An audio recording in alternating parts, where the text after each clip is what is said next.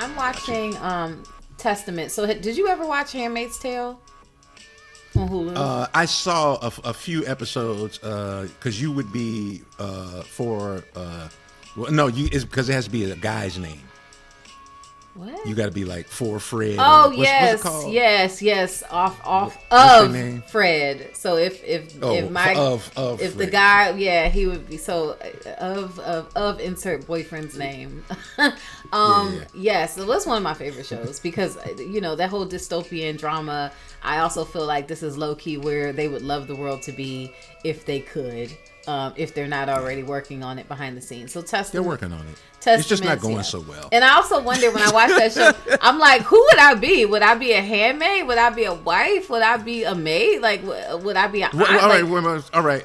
But who does what? Is the handmaid and the wife? So the handmaids are the women that probably had some sort of the ones that had loose morals were Jezebel. So they're kind of the prostitutes. The handmaids were maybe you proven that you could have children, but you're unmarried. So you had like a baby out of wedlock or something. So then you end up being a woman that gets assigned to a household to just have sex with the husband and bear their children. Oh, so all right. So right now we got the baddies, we got the aunties. Who's the third? The aunts are like the older women that nobody wants to have sex with anymore, and they just run the schools. Then you have like the maids that. Oh no, those the Medeas. So you got the baddies, the aunties, and the Medeas. That's what I said. I don't know because the baddies had the babies. I guess I would Who be has a wife. The babies? I don't.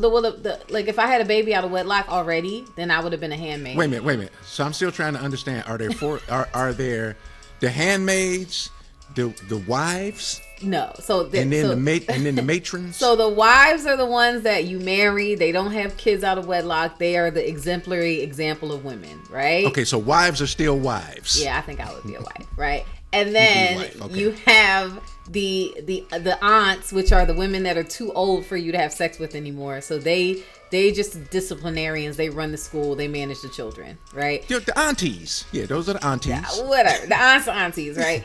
Then you have the maids that are women who, I don't know how you end up being a maid. Like I think they're women that can't bear children, but they're not that old, but they're like, they manage your home. They have maternal instincts or whatever. And then you have the handmaids. These are women that probably had babies out of wedlock. They've proven that they could have children. And then, so they're the ones that get assigned to a family to have kids. And then you have the Jezebels. The Jezebels are the whores, or the women that they consider loose women's. Oh. So it's a crazy world, right? So I mean, it's not that crazy. It sounds just like the world we live in, except they got different names. Right. So it's based off the novel The Testaments by Margaret Atwood, and it's a narrative continuation of Handmaid's Tale. Basically, the main character in Handmaid's Tale has to leave her daughter behind, and so now we see what's going on. Is it that girl that was on Mad Men? Is it the same girl? Yes. Okay, so she's still starring in it. Yeah, she is still starring in it, but it's not centered around her. It's centered around her daughter. So, but you still see Elizabeth Moss moving through it because she's still trying to save her daughter. That's what Taraji's talking about. She's like, well, if you can't give me a franchise movie, how about you give me a spin-off series? Show. Yeah, so Chase Infinity is the lead star in this, which we love Chase from One Battle After Another. It's great.